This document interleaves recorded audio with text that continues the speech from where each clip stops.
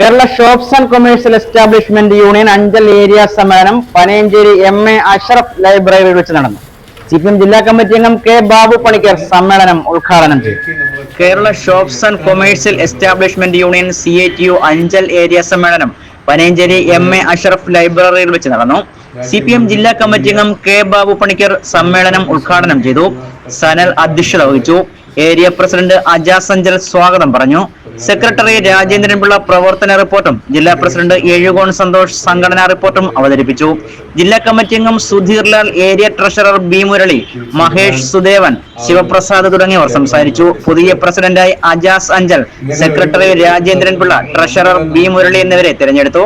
Ruth vision news, Anchal.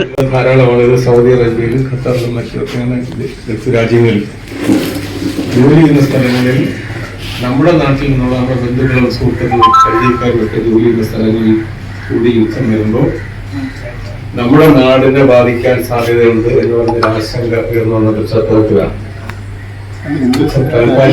അവിടെ തന്നെ Israel Palestine എന്ന് പറയുന്ന രാജ്യത്തെ ആക്രമിച്ച് കീഴടക്കാൻ വേണ്ടിയിട്ടുള്ള പ്രശ്നമാണ് നടത്തിക്കൊണ്ടിരിക്കുന്നത്. അമേരിക്കയുടെ അവകാശം.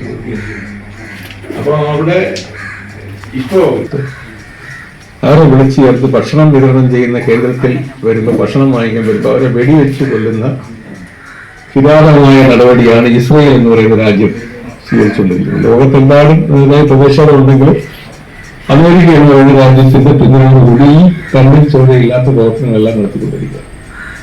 അപ്പൊ ഈ രൂപത്തിൽ സാർവദേശീയ രംഗത്ത് ഏത് സന്ദർഭത്തിലും ഒരു യുദ്ധം